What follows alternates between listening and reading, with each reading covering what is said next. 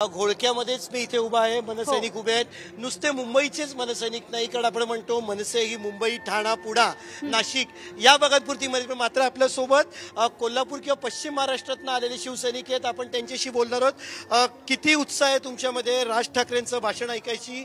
किती उत्सुकता आहे? 100% राजसाहेबांचं भाषण ऐकायची आमची उत्सुकता आहे। आम्ही कोल्हापूर जिल्ह्यातून जवळ 10,000 सैनिक आम्ही आज राजसाहेबांच्या सभेसाठी आम्ही इथं आलेलो आहे। काय अपेक्षा आहे? राज ठाकरेंनी म्हटलेले दिशादर्शक हे भाषण असणार आहे। युतीसोबत जावं, काय तुमची अपेक्षा आहे? पुढची भूमिका काय असेल?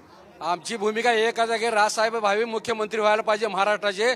ज्या गोरगरीब जनतेच्या न्याय मागण्या आहेत त्या ती राजसाहेब ठाकरे मुख्यमंत्री सोडणार नाही, सुटणार नाही त्या।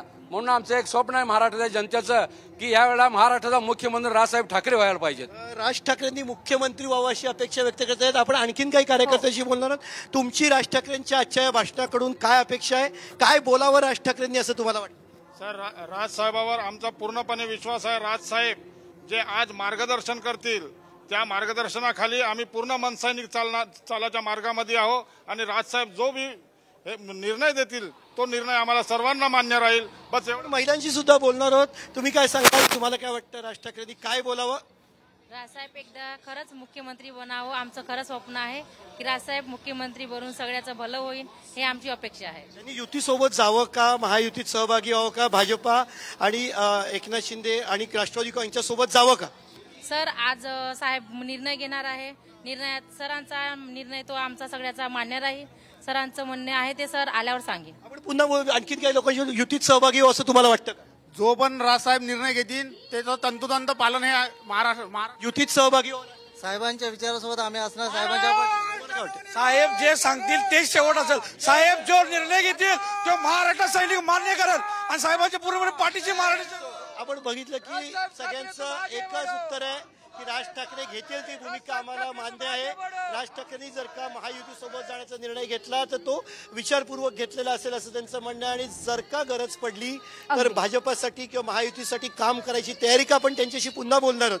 वेळ पडलीच महायुतीसाठी भाजपच्या उमेदवारांसाठी काम करायची तयारी आहे? साहेब जो निर्णय तो आम्हाला तंतोतंत मान्य आहे। साहेब काही निर्णय यापूर्वीच्या सभेमध्ये भाजपच्या विरुद्ध टीका केली, आता तयारी? आम्ही आहुती द्यायला तयार आहोत। सैनिक आहे। राजसाहेब जो निर्णय देतील ते आम्ही राजसाहेबांचा राज ठाकरे जो निर्णय देतील, जी भूमिका घेतील ती मान्य करायला तयार आहोत। आम्ही समर्पण करायला तयार आहोत, अशा पद्धतीच्या भावना या मनसैनिकांच्या आहेत। मात्र हे मनसैनिक मुंबईतले नाही आहेत, तर महाराष्ट्राच्या वेगवेगळ्या कोपऱ्यातनं, विशेषतः पश्चिम महाराष्ट्रातनं आलेले शिवसैनिक आहेत। आणि राज ठाकरेंच्या प्रती त्यांचं म्हणणं की आम्ही राजसैनिक आहोत। त्यामुळे आता राज ठाकरे काय बोलतात, कुठली दिशा दाखवतात, राजकारणाच्या येणाऱ्या निवडणुकांमध्ये कुठली भूमिका घेतात, कुठल्या आघाडीसोबत जातात की महायुतीसोबत जातात, हे सगळं जे आहे ते त्यांच्या भाषणात स्पष्ट होईल। पण कार्यकर्त्यांच्या मनात एक राज ठाकरे हीच इमेज आहे, ती घेतील, ते देतील, ते बांधतील ते तोरण आणि सांगतील ते धोरण, अशी भूमिका जी मगाशी व्यक्त केली तीच वेगळ्या शब्दामध्ये मला शिवाजी पार्क मैदानामधनं जी आहे ती ऐकायला मिळाली।